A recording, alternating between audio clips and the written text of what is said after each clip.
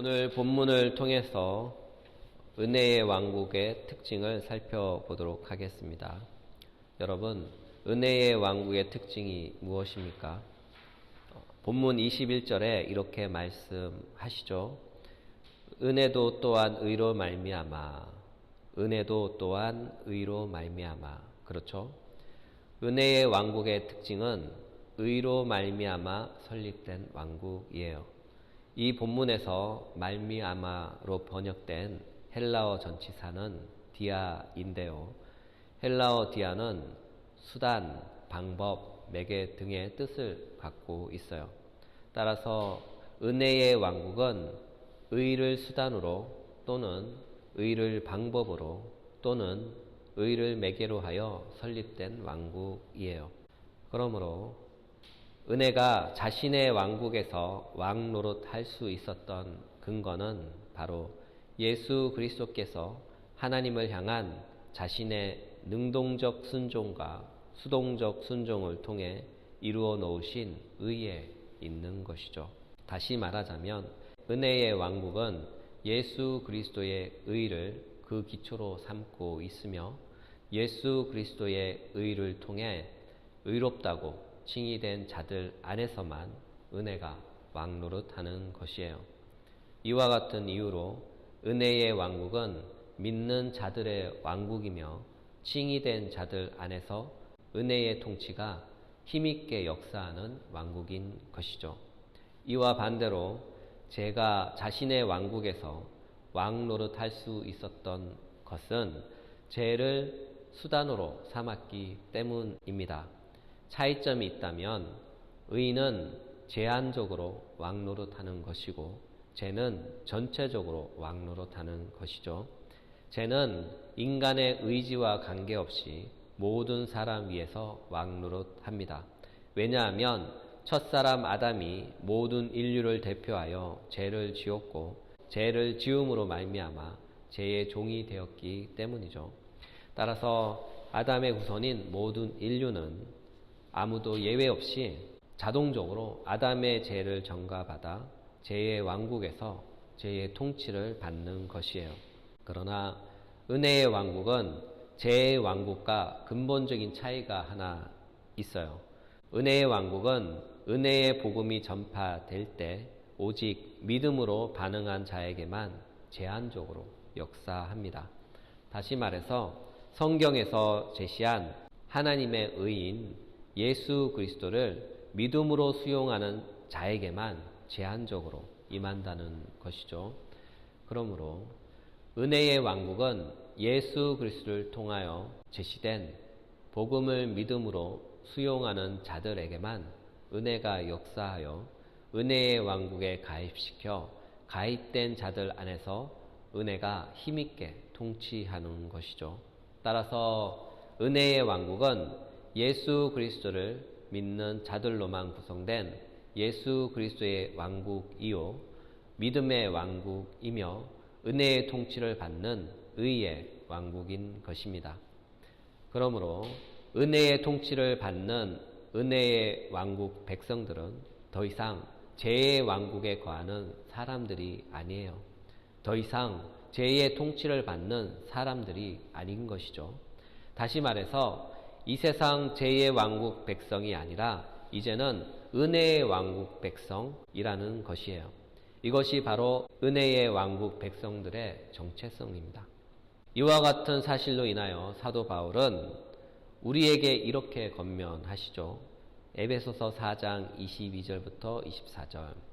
너희는 유혹의 욕심을 따라 썩어져 가는 구습을 따르는 옛사람을 벗어버리고 오직 너희의 심령이 새롭게 되어 하나님을 따라 의와 진리와 거룩함으로 지으심을 받은 새 사람을 입으라. 이 본문에서 옛사람은 죄의 왕국에 있었던 나를 가리키고 새 사람은 은혜의 왕국에 가입된 나를 가리키고 있어요. 그렇다면 죄의 왕국에 있었던 나의 옛사람은 어떤 사람이었을까요? 죄의 왕국에 있었던 나는 유혹의 욕심을 따라가던 옛사람이었죠. 사도 바울은 에베소서에서 옛사람에 대하여 이렇게 정의하고 있어요. 하나님의 통제를 받지 않는 타락한 육체를 가진 사람, 동시에 마음이 원하는 대로 행동하던 악한 욕심의 사람. 그렇죠? 이와 같은 옛사람은 하나님의 통치를 전혀 받지 않아요. 오히려 하나님의 통치를 적극적으로 거부하죠. 심지어 하나님과 맞짱 뜨려고 하기까지 합니다. 이와 같은 옛사람은 하나님의 뜻대로가 아닌 내 마음이 원하는 대로 악한 욕심대로 살아요. 성경은 이와 같은 사람을 구습을 따르는 옛사람이라고 표현했어요. 여기서 구습에 해당하는 헬라어 원뜻을 살펴보면 이렇습니다. 옛날의 악한 행실 또는 옛날의 생활 방식. 여러분, 그렇다면 옛사람의 옛날 생활 방식은 어떤 생활 방식일까요? 그것은 과거의 나의 죄된 생활 방식들입니다. 여기서 죄라고 지칭된 의미는 하나님과 관계가 단절된 상태의 죄의 의미를 가리키고 있어요. 따라서 옛사람의 생활 방식은 하나님과 관계가 단절된 상태에서 하나님과 관계없는 삶의 라이프 스타일을 갖고 살았던 그 방식, 그 생활 방식을 가리키는 것이죠. 그래서 옛사람의 삶의 방식은 세상이 공유하는 가치관들로 형성된 세계관을 소유하며 그 세계관으로 사고하고 그 세계관의 문화가 가져다주는 삶의 행복, 삶의 쾌락, 삶의 만족을 맛보며 추구하는 삶의 양식인 것이죠. 이와 같은 옛사람의 삶의 방식에는 뭔가 말로 형용할 수 없는 특별하고도 묘한 매력이 있어요. 그래서 많은 사람들은 그 특별하고도 묘한 매력에 사로잡혀 자신의 시간과 재능과 인생을 투자합니다. 그러나 이와 같은 매력을 주는 것은 다름 아닌 바로 죄인 것이죠. 죄는 사람들에게 이것을 유혹으로 던져주며 또한 그것을 갈망하게 만들고 그 유혹에 붙잡혀 인생을 소비하게 만들어 인생을 허망하게 합니다. 이와 같은 이유로 죄의 특징 중 한 가지를 꼬집어 말한다면 죄는 항상 빼앗는다는 것이죠. 우리가 볼 때 죄가 우리에게 아주 많은 것을 주는 것처럼 보이지만 사실상 죄는 우리에게 아무것도 주지 않아요. 죄는 우리로 하여금 피곤하게 만들며 우리를 속히 고갈시키며 우리의 소중한 모든 것을 탈취해 갑니다. 그렇죠? 이와 같이 죄는 언제나 우리의 모든 것을 빼앗아 가요. 이것이 죄의 무서운 점이죠. 이것은 죄가 세상을 지배하는 방식인데 죄는 탐욕이라는 것을 성공이라는 이름으로 포장하여 사람들 앞에 던져놓고 유혹합니다. 그런데 죄의 왕국에서 벗어나 은혜의 왕국에 가입된 사람들도 아직 이 유혹 앞에 흔들리는 것을 종종 목격합니다. 그들은 여전히 죄의 방식에 사로잡혀 자신의 정체성을 올곧게 인식하지 못하고 망각한 채 살아가는 것이죠. 사도 바울은 이와 같이 옛사람의 삶의 방식을 여전히 고수하며 살아가는 은혜의 백성들에게 이렇게 권면합니다. 너희는 유혹의 욕심을 따라 썩어져가는 구습을 벗어버리라. 더욱이 이 본문에서 썩어져가는 번역에 해당하는 헬라어 원 의미를 살펴보면 사도 바울의 권면의 간절함의 깊이를 알 수 있어요. 왜냐하면 썩어져가는 헬라어 원뜻을 직역하면 부패시키다, 타락시키다, 멸망시키다 그런 뜻을 갖고 있기 때문이죠. 결국 우리가 유혹의 욕심을 따라가면 그 종착역은 타락하여 멸망하는 것이에요. 다시 말하자면 우리가 볼 때는 그 길을 따라가면 살 것 같아 보이지만 사실상 그 길은 죽음의 종착점인 것이죠. 그래서 사도는 이렇게 경고한 것이에요. 옛사람을 벗어버리라. 옛사람을 벗어버리라. 사랑하는 여러분, 이와 같이 우리가 은혜의 백성으로서 옛 생활을 그대로 고수하며 살아간다면 멸망합니다. 다시 말해서 옛사람의 방식대로 내가 하고 싶은 대로 내 맘대로 살면 인생만 허비하다 죽는 것이에요. 사랑하는 여러분, 우리는 세상이 주는 방식, 세상이 제시하는 방식을 따라가면 그 종착점은 패망인 것이죠.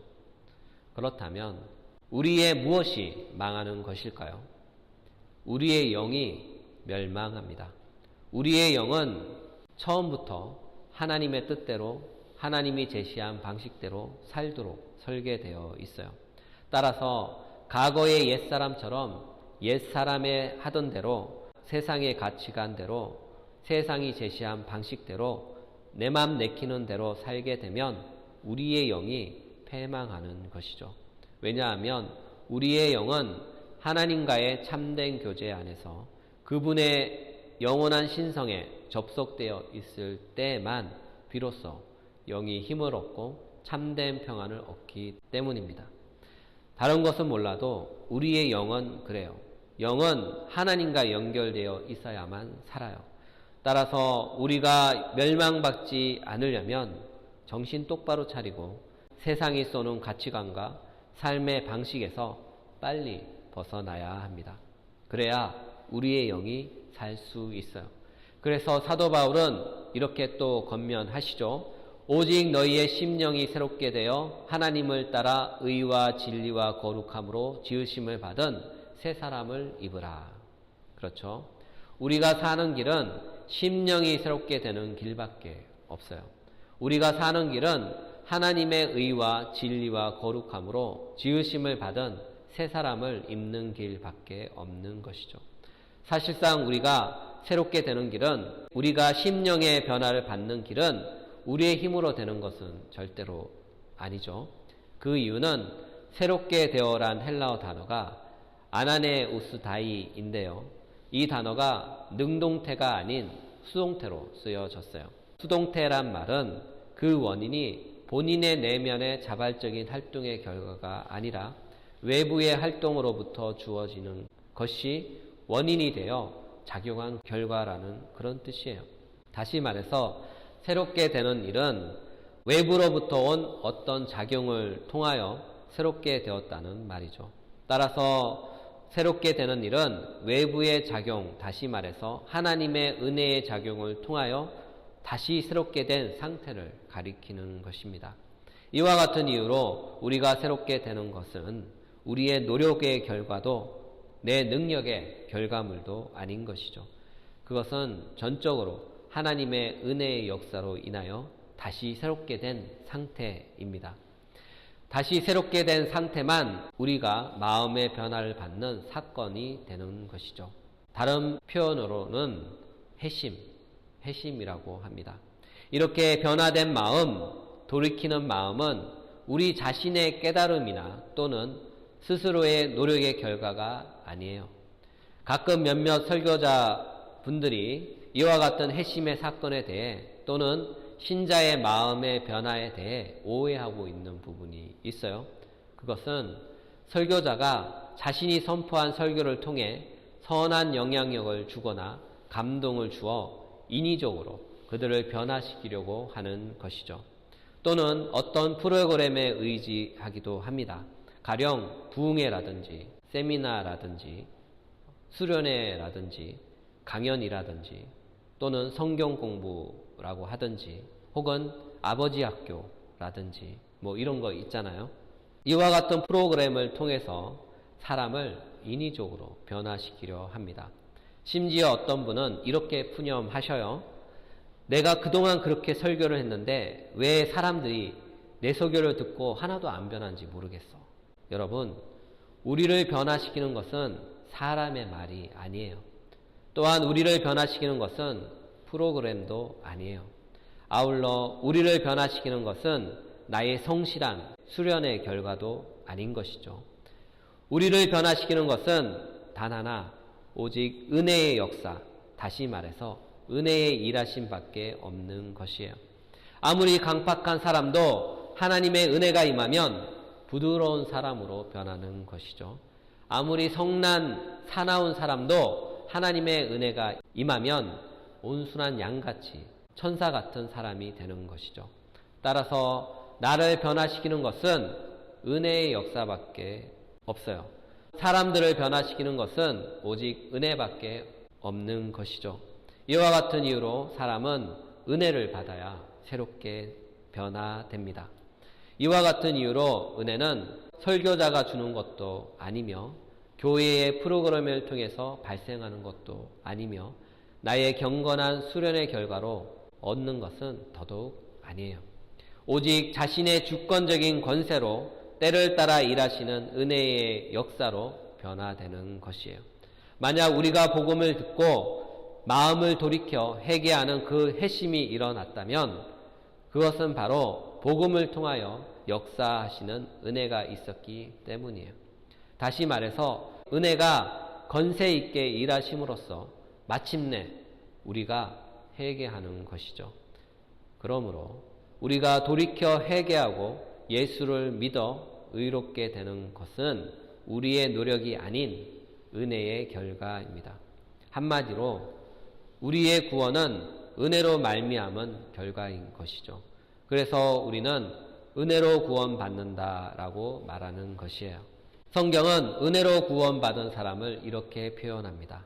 하나님의 의와 진리와 거룩함으로 지음받은 새 사람. 하나님의 의와 진리와 거룩함으로 지음받은 새 사람. 다시 말해서 은혜로 구원받은 사람을 하나님의 의와 진리와 거룩함으로 지음받은 새 사람이라고 부르는 것이에요. 이와 같은 새 사람을 성경은 또 다른 표현으로 새 피조물, 새 창조물이라고 부릅니다.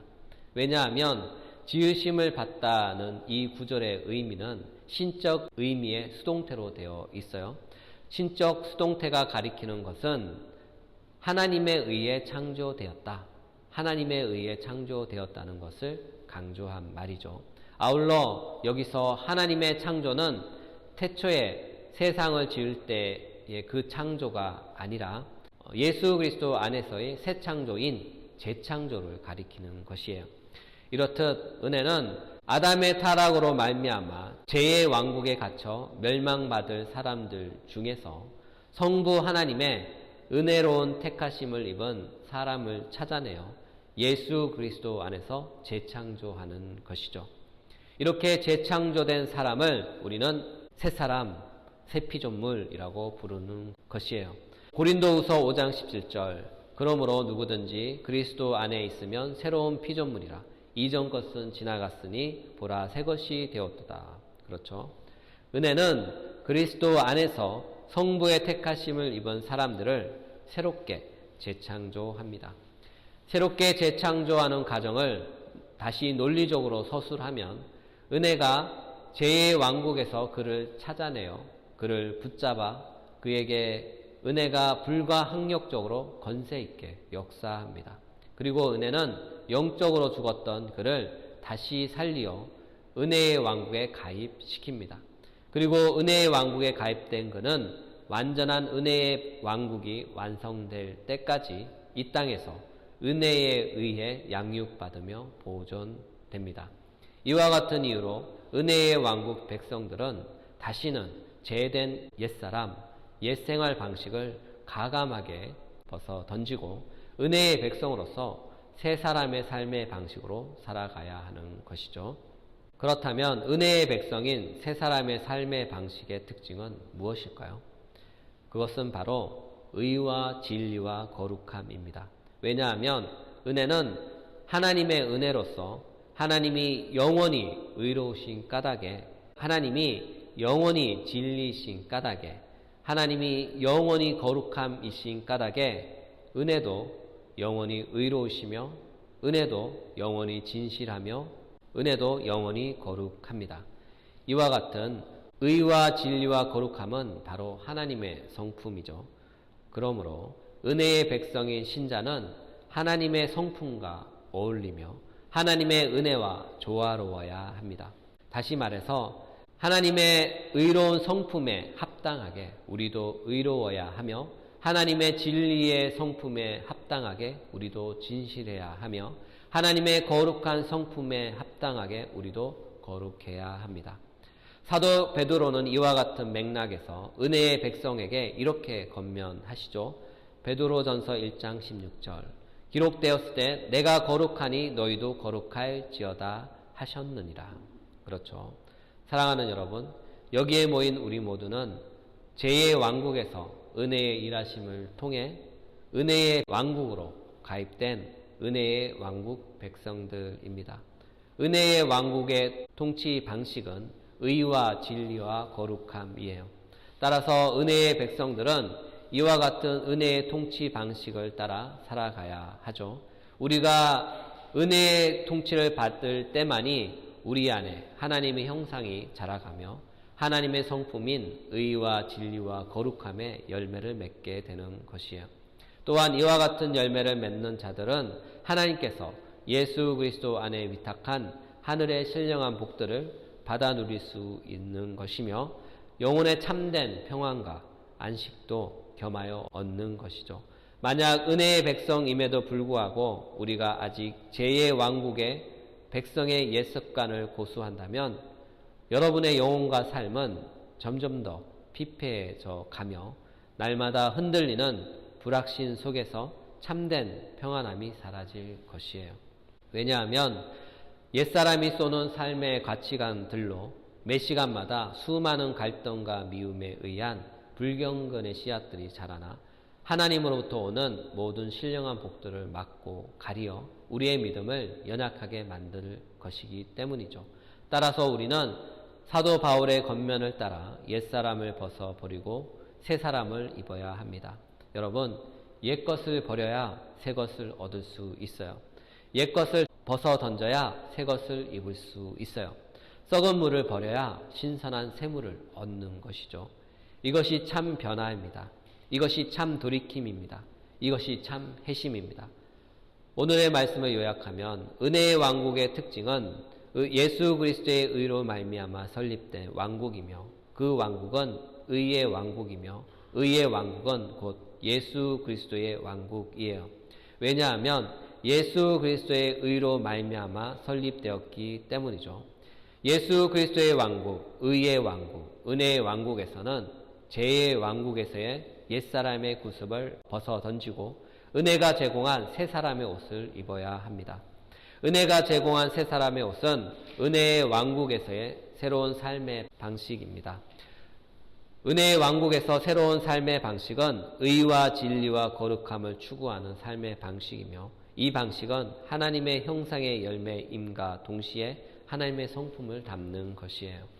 하나님의 성품과 하나님의 형상을 소유한 자들은 은혜가 예수 그리스도 안에서 제공하는 신령한 하늘의 복을 맛볼 것이며 영원한 삶을 미리 이 땅에서 경험하게 될 것입니다. 여기에 모인 우리 모두는 지금 이 시간을 계기로 가감하게 옛사람의 삶의 방식을 모두 벗어버리고 은혜를 통해 주어진 새 사람을 입고 은혜의 방식대로 살아가는 은혜의 백성으로 거듭나는 귀중한 시간이 되시길 예수님의 이름으로 축복합니다.